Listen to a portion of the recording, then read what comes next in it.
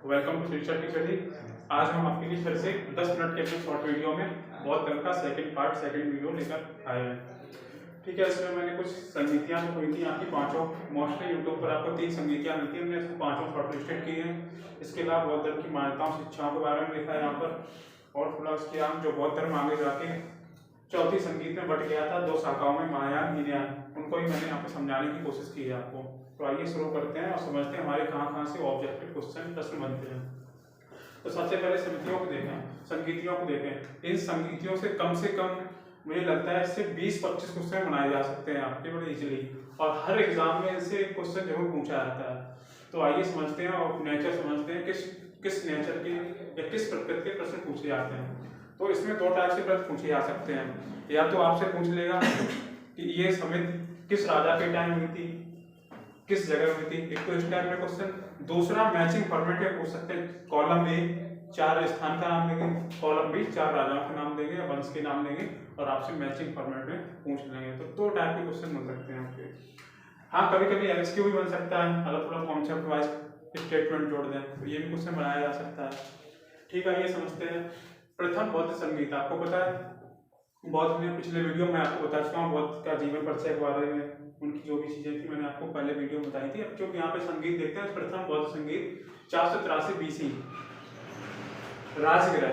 राजगृह प्रताप का बिहार में मगध की तरफ, वहां पर हुई थी। इसकी अध्यक्षता की थी प्रमुख बौद्ध विद्वान था महाकश्यप, इसने अध्यक्षता की थी। और किस राजा की, देखो पहले जितनी भी संगीतियां जो भी धार्मिक कार्यक्रम होते थे, हर राजा को उनको संरक्षण प्राप्त होता था। तो अध्यक्षता भले ही महाकश्यप ने की थी, लेकिन उस टाइम का जो आपका किंग था, जो राजा था, वो अजातशत्रु था। अजातशत्रु था आपका हर्यक वंश का, मगध पर एक पुरानी डायनेस्टी चल रही थी, हर्यक वंश। इसके संरक्षण में या इसके शासनकाल में बौद्धों की पहली संगीति महाकश्यप की अध्यक्षता में राजगृह हुई थी। ठीक है, क्या निकल के आया? तो इसमें सुत्त पिटक विनय, बौद्ध धर्म के 3 पिटक हैं, सुत्त पिटक, विनय पिटक, अभिधर्म पिटक। तो सुत्त पिटक, विनय पिटक, इनका संकलन किया गया। एग्जाम में काफी बार पूछा जाता है कि प्रथम बौद्ध संगीत में किन पिटकों का संकलन किया गया, किन को ऐड किया गया, तो सुत्त को एंड विनय को। ठीक है, दूसरी आपकी संगीत हुई 383 में। आप इसको लर्न करना इजी है। 483 जस्ट 100 साल बाद, 100 का गैप है। 383 में दूसरा बौद्ध सम्मेलन हुआ। संगीति मतलब सम्मेलन, मतलब जहां बहुत सारे विद्वान इकट्ठा हो जाएं और अपने धर्म में सुधार के लिए, उसके रिफॉर्म के बारे में चर्चा करें। तो दूसरी हुई वैशाली में। ध्यान रखना, वैशाली आपका क्या पड़ता है, बिहार में, बताने की जरूरत नहीं है। इसकी विद्या की साबा कामी, कभी कभी बुक में लिखा आता है या कभी कभी सब कवि है, तो इसको आप याद रखें। कौन राजा था उस टाइम? तो कालाशोक था आपका नागवंश का राजा। इसकी डायनेस्टी पूछ लेते हैं कभी, इसका वंश, नागवंश का शासक था कालाशोक। क्या हुआ? तो इसमें जो बौद्ध संघ था, जो आपका बौद्ध संघ था, वो 2 भागों में विभाजित हो गया, एक स्थविर, एक महासंघ। जो बौद्ध संघ था पूरा का पूरा, जो उनका वो मेन जो एडमिनिस्ट्रेटिव यूनिट थी, प्रशासन की इकाई, वो 2 भागों में बट गई, स्थविर, महासंघ के 2 अलग नाम रख दिए गए। ठीक है, ये पूछा आता है एग्जाम में। आगे तीसरी बौद्ध संगीत, ये हुई आपकी 250 BC में। एक बार फिर से पाटलिपुत्र मतलब बिहार में, मोस्टली बिहार में ही हो रही है। इसका अध्यक्ष था मोगलीपुत्र तिस, काफी इंपोर्टेंट है। मोगलीपुत्र तिस अशोक के टाइम था, जो बहुत अच्छा विद्वान बौद्ध का। इसी किसके समय हुआ? अशोक के शासन का। अशोक किस वंश का था? तो अशोक मौर्य वंश का राजा था। अभिधम्म पिटक का संकलन किया गया। आपसे एग्जाम में पूछा आएगा अभिधम्म पिटक का संकलन या अभिधम्म पिटक को किस संगीति में जोड़ा गया? चौथी की बात करते हैं। हालांकि इन 3 से मोस्टली क्वेश्चन बनते हैं, चौथी को देखते हैं। ये हुई 98 AD में, कुंडलवन में। कहाँ हुई थी? कुंडलवन में। कुंडलवन पड़ता है आपका, इसे याद रखना, ये तो 3 बिहार में हो गए, कुंडलवन पड़ता है आपका कश्मीर में। इसकी अध्यक्षता की थी वसुमित्र काफी विद्वान था। और कौन सा राजा था? तो ध्यान रखना, कनिष्क राजा था जब ये चौथी बौद्ध संगीत हुई थी। और कनिष्क किस वंश का था, ये भी क्वेश्चन पूछ जाते हैं। कनिष्क था आपका कुषाण वंश का। क्या हुआ? यही वो संगीति है, चौथी संगीति। बौद्ध धर्म का पहला विभाजन देखने को मिलता है। बौद्ध धर्म 2 भागों में बट गया, महायान, हीनयान। ध्यान रहे, इससे पहले बौद्ध धर्म नहीं उठा था। बौद्धों की जो यूनिट थी बौद्ध संघ, वो 2 भागों में बटी थी, स्थविर, महासंघ। क्वेश्चन कुछ ही पूछा सकता है। नेक्स्ट पांचवी बौद्ध संगीत 7वीं सेंचुरी, 7वीं शताब्दी, मतलब अभी जस्ट कुछ लेटेस्ट है काफी ये। तो इसकी हुई थी, इसका स्थान था कन्नौज। कन्नौज हर्षवर्धन के टाइम, हर्षवर्धन किस शासक का, किस वंश का था, तो पुष्यभूति, ध्यान रखना, पुष्यभूति वंश का राजा था हर्षवर्धन। और इसकी अध्यक्षता की ह्वेनसांग। कमेंट में बताओगे ह्वेनसांग किस देश का यात्री था, इंडिया आया था, किस देश का विद्वान था, कमेंट बॉक्स में बताओगे। इसी संगीत में साबित हुआ, इन लोगों ने साबित कर लिया कि महायान जो है, ये जो महायान शाखा है बौद्धों की, ये श्रेष्ठ है। मतलब मैं नहीं कह रहा श्रेष्ठ है, कम या ज्यादा है, नहीं, इस संगीत में डिसाइड किया गया, इस सम्मेलन में लोगों ने डिसाइड किया कि महायान श्रेष्ठ है। ठीक है, याद रखना। तो एक बार तो मैंने ऐसे समझाया, एक बार आपको याद करने का तरीका होता है, आप लोग इनको ऐसे भी याद करो। पहली 483 में, दूसरी 383 में, तीसरी 250, चौथी 98 में और 7वीं सेंचुरी। आप कम से कम ये 3 लर्न कर लो, इनसे मोस्टली क्वेश्चन बन जाते हैं। सेम ऐसे ही पहली संगीति राजगृह में, दूसरी वैशाली में, तीसरी पाटलिपुत्र में, चौथी कुंडलन में, 5वीं कन्नौज। ऐसे इनके राजाओं के नाम याद रखना, सेम इसी टाइप में जो मैंने बताया, इस टाइप में।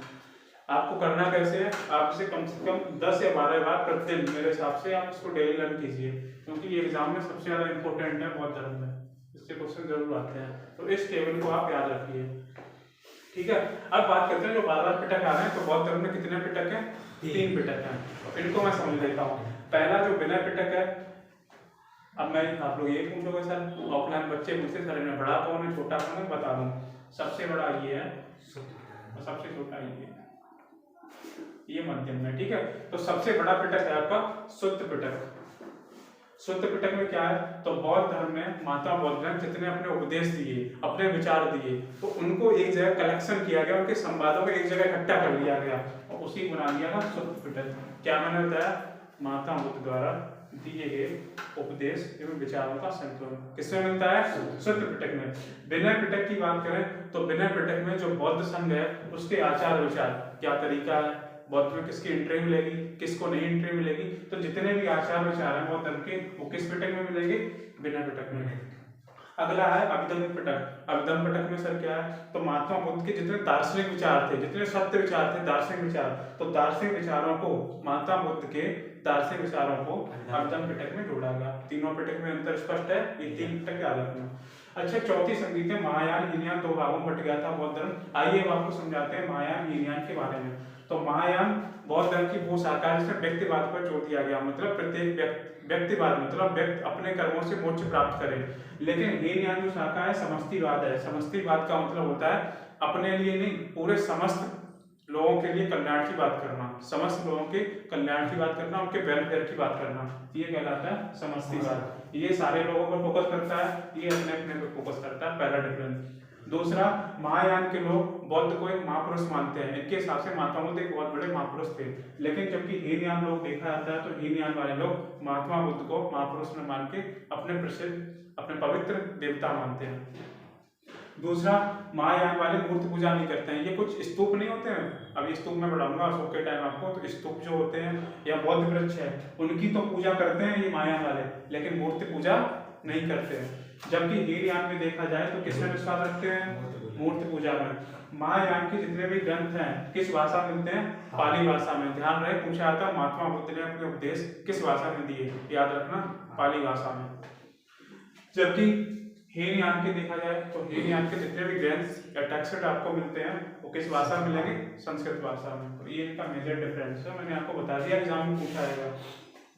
आगे बौद्ध धर्म की शिक्षाएं मान्यताएं। तो नंबर 1, क्षणिकवादी। बौद्ध धर्म क्षणिकवादी है। इस बात का मतलब है संसार में सब कुछ परिवर्तनशील है, सब कुछ नश्वर है, आज स्थायी कोई कुछ भी स्थायी नहीं है। क्षणिकवादी मतलब एक क्षण में खत्म, क्षणिकवादी मतलब कुछ भी स्थायी नहीं है।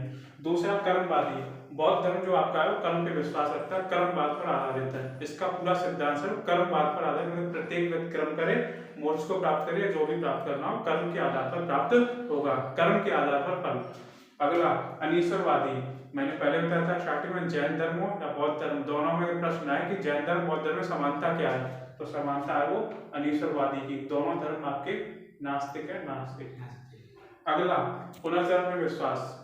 बौद्ध धर्म का जो विश्वास है, पुनर्जन्म में लोगों को विश्वास है, तो ये लोग पुनर्जन्म में विश्वास रखते हैं।